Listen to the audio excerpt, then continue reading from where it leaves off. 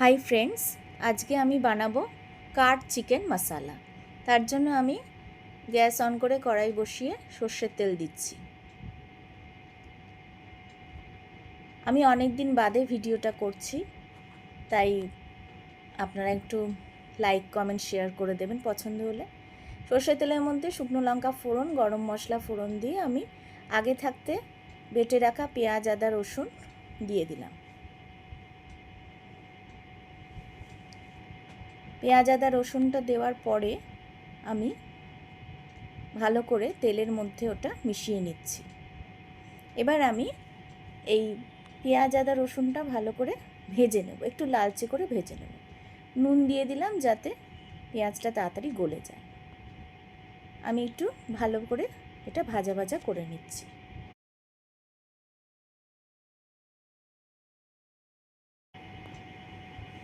আমি একটু ঢেকে দিলাম। আমি হলুদ গুঁড়ো দিচ্ছি, তারপরে দেব কাশ্মীরি লঙ্কার গুঁড়ো 2 চামচ, সামান্য একটু জিরে গুঁড়ো, সামান্য একটু ধনে গুঁড়ো দিয়ে আমি আবার মশলাটা ভালো করে মিশিয়ে নিচ্ছি। এবার আমি যেহেতু কাঠ চিকেন, আমি একটু দই ফেটিয়ে সেই দইটা দিলাম।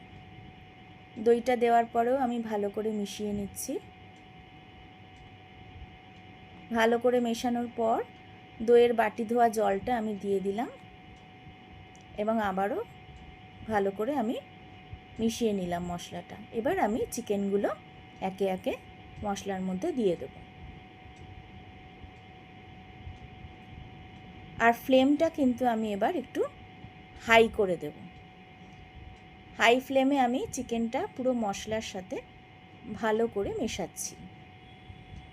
এই মেশানোর সময়টা আপনারা খেয়াল রাখবেন, ফ্লেমটা হাই রাখবেন যাতে চিকেনগুলো মশলার সাথে ভালো করে মেশানো হয়ে যায়, একটু ভাজা ভাজা হয়ে যায়।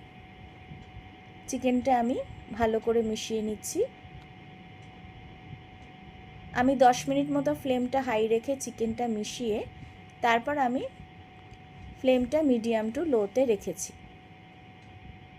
যাতে চিকেনগুলো সেদ্ধ হয়ে যায়।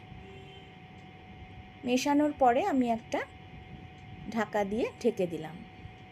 এরপর আমি একটু ভাজা মশলা দিলাম অল্প পরিমাণে, সেটা আপনারা চাইলে দিতে পারেন, না হলে না দিতে পারেন। আমি এটা একটা বানিয়ে রাখি মশলাটা। তারপর গরম মশলা দিলাম। এতে কিন্তু আমি কোনো জল দিইনি, চিকেনের নিজস্ব জলেই হয়ে গেছে সেদ্ধ। বন্ধুরা, এটা হচ্ছে আমার কাঠ চিকেন মশালার